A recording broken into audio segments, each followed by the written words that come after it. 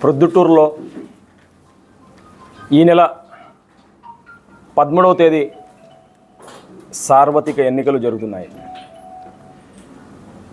దీంట్లో ముఖ్యంగా 2 పార్టీలు పోటీ చేస్తున్నాయి. కాంగ్రెస్ కూడా ఉంది. అయితే టీడీపీ, వైఎస్ఆర్సీపీ ఇప్పుడుండే ప్రస్తుత ఎమ్మెల్యే గారు మీకందరికీ తెలుసు. దాదాపు ఒక సంవత్సరంన్నర ముందు తెలుగుదేశం పార్టీ జెండాను ప్రొద్దుటూరులో నేనున్నంత వరకు నేనుంటే ఎగరని అని ఛాలెంజ్ చేసినారు. ఆయనకు అంత అహంభావం ఎక్కడి నుంచి వచ్చింది? రావడానికి గల కారణాలు ఎందుకంటే తెలుగుదేశం పార్టీ ప్రతి కార్యకర్తను ఏదో ఒక విధంగా భయపెట్టి నయానో భయానో కేసుల రూపంలో ఇంకొకటి రూపంలో ప్రతి ఒక్కరూ పార్టీ మీద ప్రేమ ఉన్నా కానీ ఎవరూ జెండా ఎత్తడానికి ముందుకు రావడం లే. ఆ ధైర్యంతోనే ఆయన కూడా ఆ మాటలు చెప్తున్నాడు. ఈయనకు మనము ఎందుకు వేయాలా ఓట్లు ఒక్కసారి ఆలోచించండి. ఎందుకు వేయకూడదు అది కూడా ఆలోచించాలి మనము. ముఖ్యంగా ప్రొద్దుటూరు అంటే వ్యాపారస్తులు. ఏ వ్యాపారస్తులైనా కానీ ఈయన తరపు నుంచి ఈయన నుంచి సంతోషంగా ఉన్నారా లేదా ఒకసారి చూడండి. ముఖ్యంగా వైశ్య సోదరులు, బంగారంగళ్ళు, మీరు దాదాపు 1 నెల ముందు చూసినారు వారి మీద రైడింగ్లు చేయడం కానీ, మామూలుగా ఎలక్షన్ కోడ్ రాకముందే అంగళ్ళలోనే పోయి డబ్బులు పట్టుకోవడం కానీ, ఇలా ఒక రకమైన భయాందోళనలు సృష్టించినాడు. సరే, వాళ్ళందరూ డిసైడ్ అయినారు. ప్రొద్దుటూరులో మేజర్ కమ్యూనిటీ ఎవరు? బీసీల్లో కూడా వీవర్స్లో మీకు అందరికీ తెలుసు. వీవర్స్ కూడా ఒకే ఒక్క వాయిస్ వస్తూ ఉన్నింది నందం సుబ్బయ్య రూపంలో. పట్ట పగలు దాదాపు 200 నుంచి 300 మంది చూస్తుండగా అతి దారుణంగా చంపినారు.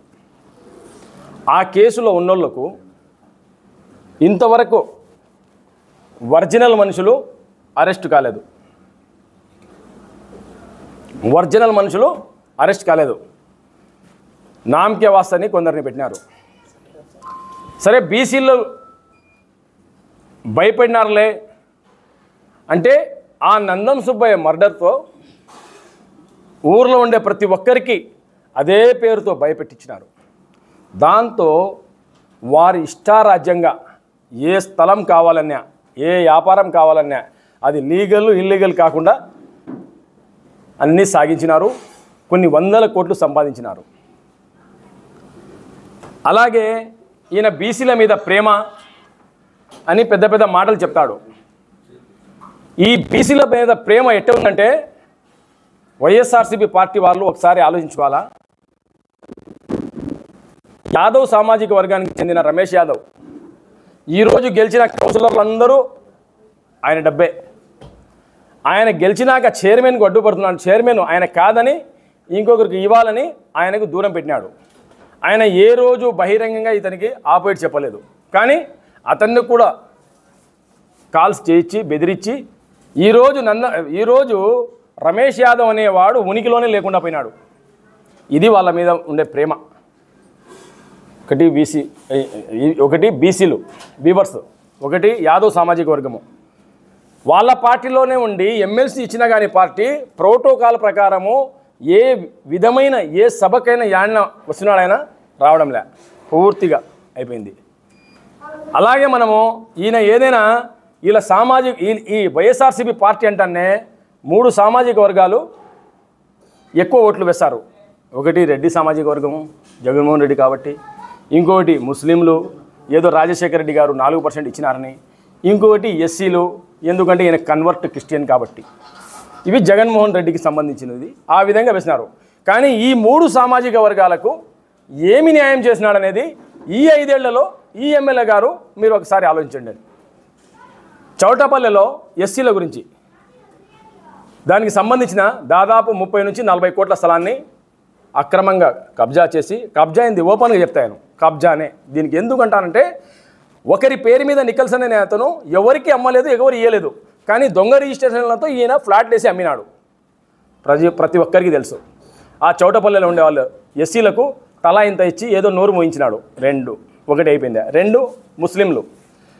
ముస్లింలు గంపగుత్తగా ఓట్లేసినారు వీళ్ళకు. కానీ ప్రతి మసీదులో కమిటీల్లో వీళ్ళ మనుషులు బెదిరించి ఆ మసీదు కమిటీని లాక్కొని ఇదే ఈయన జెండా చెట్టు ఇక్కడ పగలగొట్టినాడు.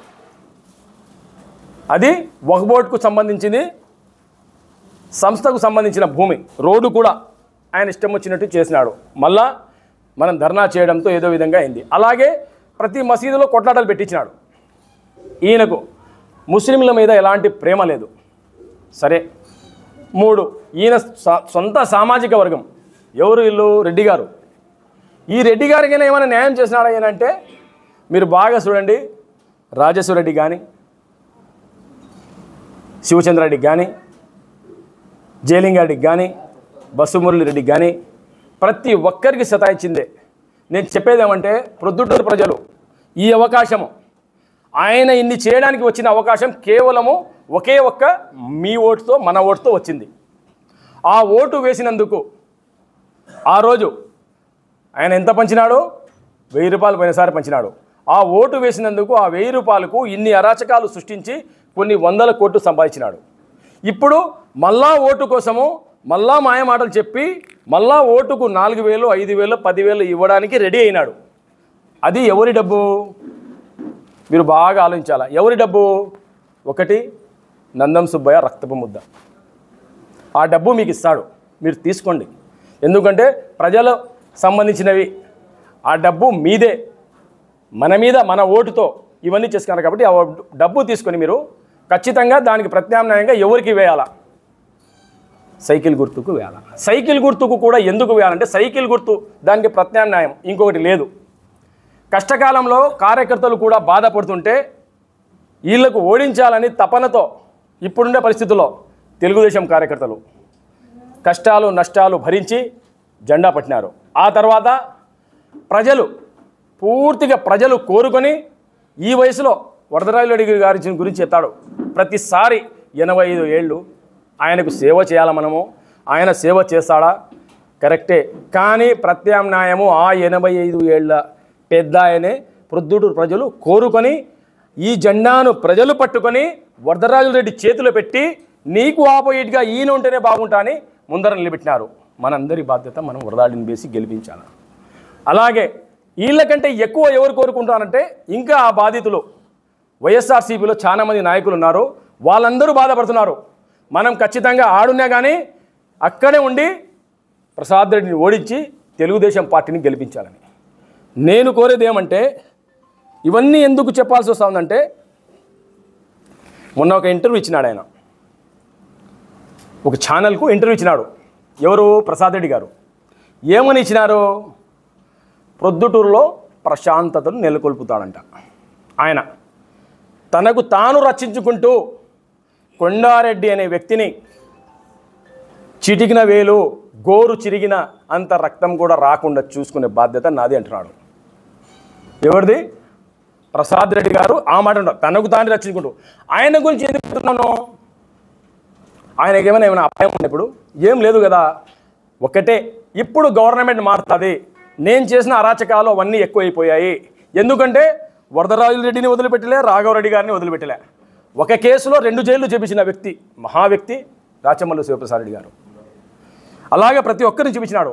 కొండారెడ్డి గారి ప్రాణానికి నువ్వు అంత గ్యారంటీ ఇచ్చేటప్పుడు ఇంకేం చెప్పినాడు? నా మీద హత్యాయత్నం చేసిన వాళ్లకు ఇంటికి పిలిపించి నేను సన్మానం చేసి వాళ్లకు అన్నం పెట్టి ప్రతి ఒక్కటి వెజ్ నాన్ వెజ్ పెట్టి వాళ్లకు నేను అన్నీ చెప్పినాను. ప్రకృతి పరంగా రావాలా మరణం, వేరే విధంగా రాకూడదు, అది పద్ధతి కాదని చెప్పి నచ్చ చెప్పినాను వాళ్ళకి. అందుకే వాళ్ళు మారిపోయినారు అన్నావు. ఈ మాట ఈడిదాకేనా? బీసీలది ప్రాణం కాదా? నందం సుబ్బయ్యను చంపిన వాళ్ళు నువ్వు ఏం చేసినావు? వాళ్ళకి సన్మానం చేసి వెంట పెట్టుకుని తిరుగుతున్నావు. ఏ రోజైనా కానీ నందం సుబ్బయ్యకు పోని బీసీల గురించి కానీ మైనార్టీస్ గురించి కానీ మీ ప్రాణానికి నా ప్రాణము, మీకు ఏదైనా నష్టం జరిగింది నాది బాధ్యత అని చెప్పినాడా?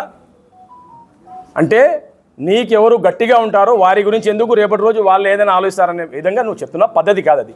నేను చెప్పేది ప్రొద్దుటూరు ప్రశాంతత కావాలా, ప్రతి ఒక్కటి వ్యాపారం బాగా జరగాల, ప్రతి ఒక్క సామాజిక వర్గం బాగుండాలా, స్వేచ్ఛగా తిరగాల, ప్రొద్దుటూరులో అసాంఘిక కార్యకలాపాలు జరగకుండా ఉండాలంటే వరదరాజులరెడ్డికి సైకిల్ గుర్తుకు వేటేయాలి. ఎందుకంటే ఈయన వచ్చినప్పటి నుంచి ఎవరికి టికెట్లు ఇచ్చినారు? క్రికెట్ బెట్టర్స్కి ఇచ్చినాడు, గుట్కా వాళ్ళకి ఇచ్చినారు, వాళ్ళే రాజ్యం వెళుతున్నారు. నేను చెప్పేది ప్రతి ఒక్కరికి ఒకటే, ఖచ్చితంగా మనమందరం కలిసి ఈ ఎలక్షన్లలో ఆలోచించండి. మనం టీడీపీ పార్టీకి సైకిల్ గుర్తుకు వేటు వేయాల్సిన అవసరం చాలా ఉంది.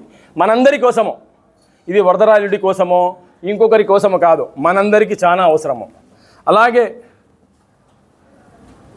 ఇప్పుడుండే పరిస్థితుల్లో మనము ఈ వరదరాజులరెడ్డికి కానీ టీడీపీకి కానీ ఓటు వేయకపోతే ఈ 1000 రూపాయలు ఇచ్చి ఇన్ని కోట్లు సంపాదించినాడు రేపు 5000 ఓటుకి ఇచ్చి ఎన్ని కోట్లైనా సంపాదిస్తాడు, ఎంతమంది అయినా ఏదైనా చేయగలడు. ఇవన్నీ జరగకుండా ఉండాలంటే ప్రతి ఒక్కరికి, అది SC ST BC minority OC ఎవరైనా కానీ అందరికీ నేను ఒకటే నమస్కారం పెట్టి కోరుకునేది, మీరందరూ ఈ అవకాశాన్ని వదిలిపెట్టుకోకుండా మీ ఓటుతో ఎట్టయినా లాభపడినాడో అదే ఓటుతో ఈయనకు ఓడించి ప్రొద్దుటూరులో ప్రశాంతతని స్వేచ్ఛని మీరు ప్రసాదించాలని ప్రొద్దుటూరు ప్రజలను 2 చేతులెత్తి నమస్కరించి కోరుకుంటున్నాను.